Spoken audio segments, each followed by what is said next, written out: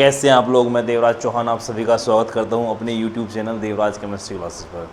तो बच्चों, जो प्रीवियस वीडियो थी उसमें हमने आपको बहुत ही इंपॉर्टेंट टॉपिक इलेक्ट्रॉनिक विन्यास के बारे में बताया था और भी बहुत सारे टॉपिक्स थे। इलेक्ट्रॉनिक विन्यास हमने कैटायन आयन के बताए थे, ठीक है। जैसे अब जो हमारा टॉपिक है हुंड का नियम। क्या है? हुंड का नियम। सब हुंड का नियम क्या है बच्चों, यहाँ ध्यान देंगे। सपोज करो हमारे पास ये बॉक्स हैं, 1 2 3, मतलब 4 बॉक्स हैं, ऐसे नीचे बना देंगे। बॉक्स तो इन्हें बोलते हैं कक्षक या ऑर्बिटल। जो हुंड का नियम है इलेक्ट्रॉन के वितरण को बताता है कि इलेक्ट्रॉन कैसे भरे जाएंगे, क्या इम्पैक्ट है उसका। तो हमें 4 इलेक्ट्रॉन भरने हैं, सपोज करो 1 2 3 4। एक तो भरने का तरीका ये हो गया, एक तरीका 1 2 3 4, एक ये हो गया।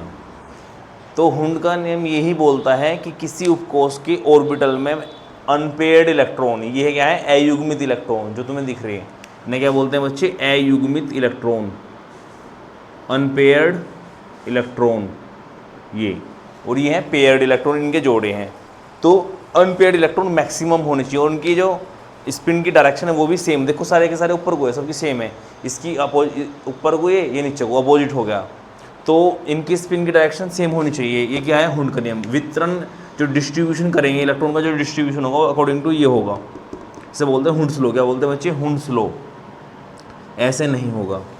सपोज करो हमें इलेक्ट्रॉनिक विन्यास दिखाना, तो हुंड्स लॉ की एप्लीकेशंस क्या है? क्वेश्चन कैसा सकता है एग्जाम में कि या तो स्टेटमेंट डायरेक्ट ले जाएगा कि what do you mean about Hund's law, या क्वेश्चंस दे देगा इनमें अनपेयर्ड इलेक्ट्रॉन फाइंड कीजिए।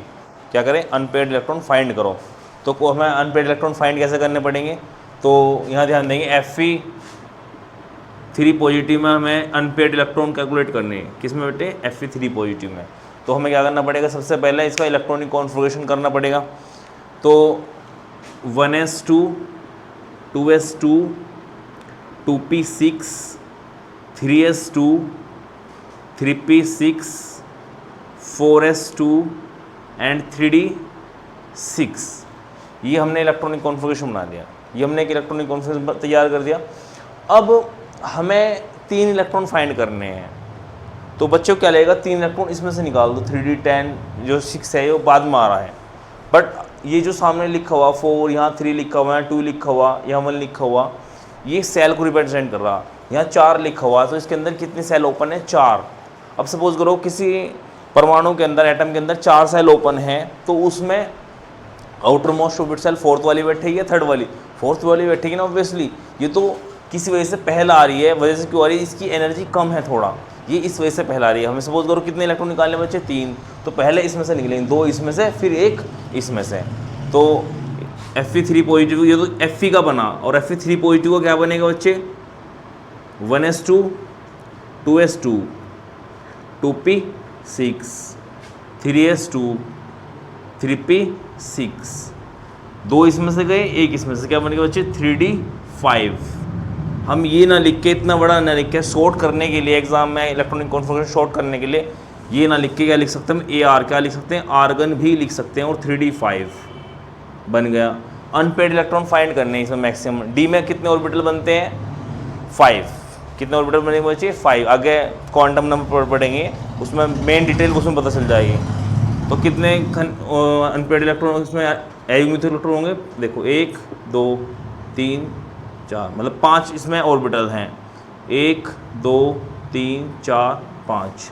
कितने अनपेयर्ड इलेक्ट्रॉन चमक रहे इसके अंदर बच्चे? 5। तो इसमें अयुग्मित इलेक्ट्रॉन कितने हो गए? 5।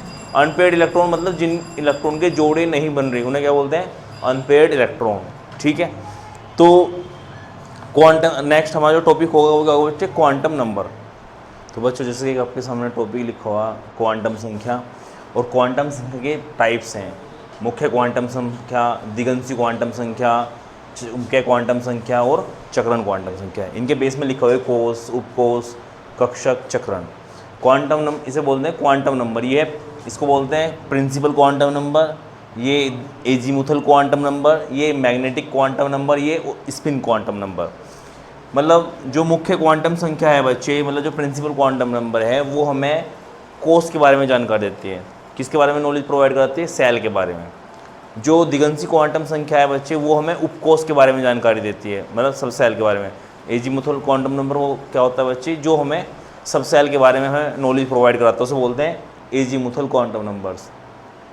ये क्या कराता है, चुंबकीय क्वांटम संख्या में कक्षक के बारे में जानकारी देता है। किसके बारे में जानकारी देता है बच्चे, कक्षक के, कक्षक और उसके अभिविन्यास, ओरिएंटेशन के बारे में। जो हमें मैग्नेटिक क्वांटम नंबर है बच्चे, ये हमें ऑर्बिटल के ओरिएंटेशन के बारे में जानकारी देता है। और ये कि इलेक्ट्रॉन क्लॉकवाइज है, एंटी इलेक्ट्रॉन के चक्रण के बारे में जानकारी देता है, इसे बोलते हैं चक्रण क्वांटम संख्या।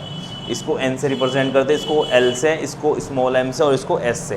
क्वांटम नंबर क्या है, क्वांटम नंबर क्या है कि जो हमें इन सब के बारे में नॉलेज देगा उसे क्या बोलेंगे, क्वांटम नंबर।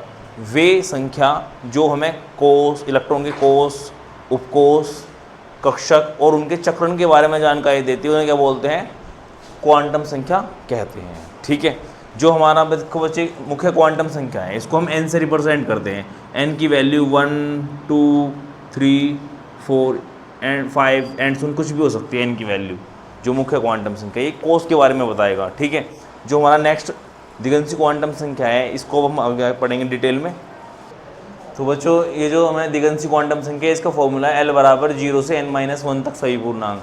क्योंकि दिगंसी quantum number, azimuthal quantum number को हम L से रिप्रेजेंट करते हैं। इसके लिए क्वेश्चन दे दिया हमने, for n = 3 find the value of L, मतलब n बराबर 3 के लिए L की वैल्यू फाइंड करो। तो यहाँ पे n बराबर 3 रखो इस फॉर्मूले में। L बराबर 0 से 3-1 तक सभी पूर्णांक। 3 में से एक है कितने बच्चे, 2, तो 0 से 2 तक चलना बच्चे सही पूर्णांक।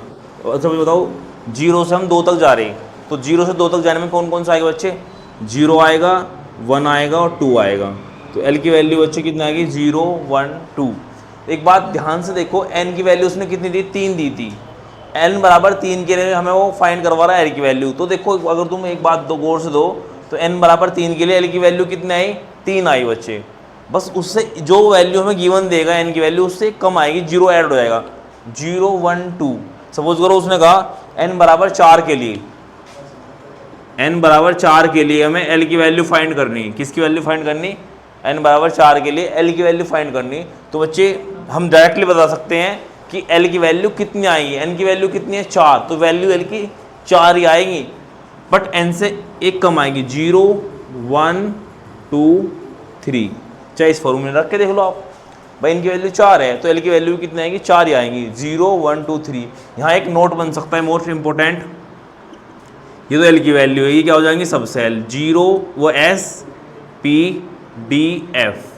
हम इस नोट के जरिए क्या कर सकते हैं, हम L की वैल्यू हम क्या कर सकते हैं, लिख सकते हैं।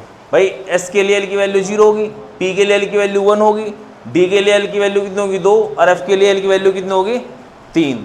तो हम इस नोट से क्या करेंगे बच्चे, L की वैल्यू हम रख सकते हैं, बहुत इंपॉर्टेंट नोट्स हैं। ठीक है, अगला जो हमारा इस पर ये क्या कर रहे हैं हम, जो क्वांटम नंबर के क्वेश्चन आएंगे बच्चे, वो क्या होगा, वो एक ही क्वेश्चन में चारों क्वांटम नंबर पूछेगा। अभी हम क्या कर रहे हैं, एक एक क्वांटम नंबर क्वेश्चन कर रहे हैं। अभी हमने किसी क्वेश्चन करे बच्चे, L के, किससे करे हमने, L के, मतलब एजीमुथल क्वांटम नंबर फाइंड कर रहे हैं। अभी हमने जैसे एजीमुथल फाइंड करी, तो ये हमारे लिए बहुत इंपॉर्टेंट होगा क्या, L की वैल्यू फाइंड करना।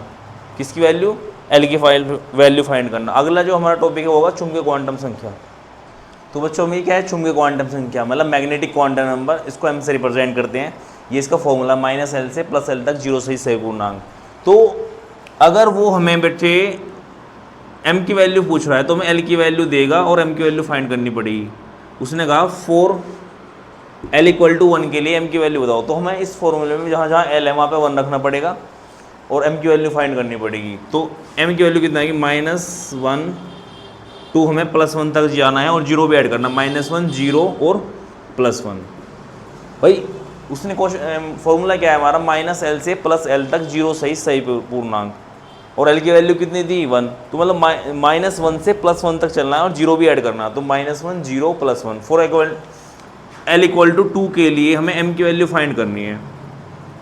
ठीक है, तो L की वैल्यू कितनी, 2। तो अब हमें अब 2 से चलना है, -2 से चलना, +2 तक जाना है और 0 भी लेना है। तो m बराबर -2, -1, 0, +1, प्लस 2। ये हमारी क्या होगी बच्चे, l बराबर 2 के लिए m की वैल्यू होगी। अगर वो हमें m की वैल्यू फाइंड करा रहा है तो उसे हमें l की वैल्यू देनी पड़ेगी।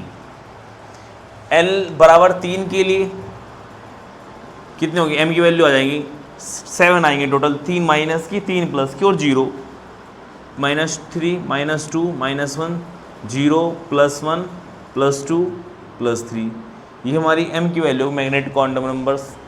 और एक बात और, जितनी m की वैल्यू आएंगी उतने ही उनके अंदर कक्षक बनेंगे, उतने ही उसके अंदर क्या बनेंगे बच्चे, ऑर्बिटल बनेंगे, उतने ही क्या बनेंगे, कक्षक। ठीक है, ये हमारे मैग्नेटिक क्वांटम नंबर है। और दूसरी बात, अगर एक क्वेश्चन उसने ऐसे दे दिया n बराबर 3 के लिए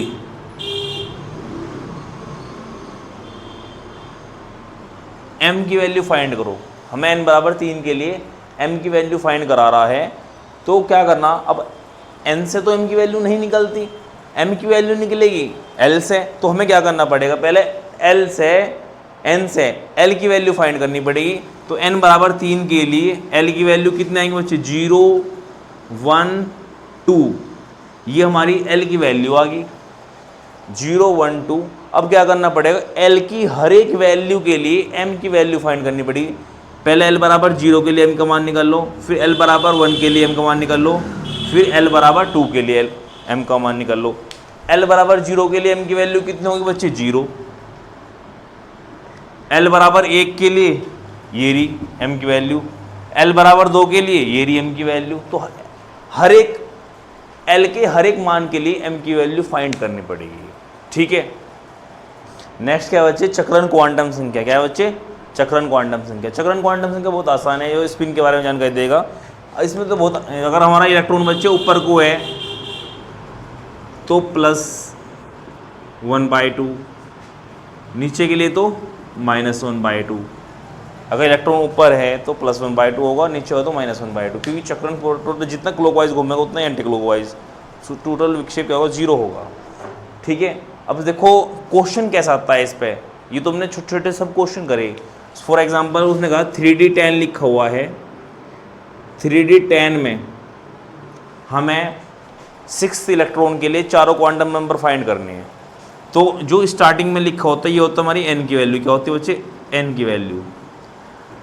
d के लिए l की वैल्यू कितनी होती है, 2। हमने डायरेक्ट कैसे लिख दिया, अभी एक नोट लिखा था मैंने, पीछे जाना। 0 के लिए s, अगर l की वैल्यू 0 है तो s होगा, 1 है तो p होगा, वो 2 है तो d होगा, और 3 है तो f होगा। तो d के लिए हमारी l की वैल्यू कितनी होगी, 2। l बराबर 2 है तो m की वैल्यू कितने आएंगे बच्चे, टोटल -2 -1 0 +1 +2। ठीक है, तो हमारे m की वैल्यू कितना है, 5। तो ऑर्बिटल भी इसमें कितने बनेंगे, 5 ही बनेंगे। 1 2 3 4। इलेक्ट्रॉन कितने भर रहे हैं, 10। 1 2 3 4 5 6 7 8 9 10। कौन से इलेक्ट्रॉन के लिए निकालना बच्चे, छठे के लिए, ये रहा छठा। इसके ऊपर क्या लिख रहा, -2, तो m की वैल्यू कितना होगी, -2। ये इलेक्ट्रॉन ऊपर को है, नीचे को बच्चे, नीचे को है, तो s की वैल्यू कितनी हो जाएगी हमारी, -1/2। अब बहुतों के दिमाग में ये भी आ रहा होगा, भाई m की वैल्यू तो हमने ये निकाल ली सारी आई, तो फिर m की वैल्यू दोबारा क्यों लिखी। ये m की वैल्यू सारे इलेक्ट्रॉन के लिए, और ये जो m की वैल्यू -2 लिखी है हमने पर्टिकुलर 6th इलेक्ट्रॉन के लिए लिखी है यहाँ पे, और 6th इलेक्ट्रॉन के लिए s की वैल्यू कितनी होगी, -1/2।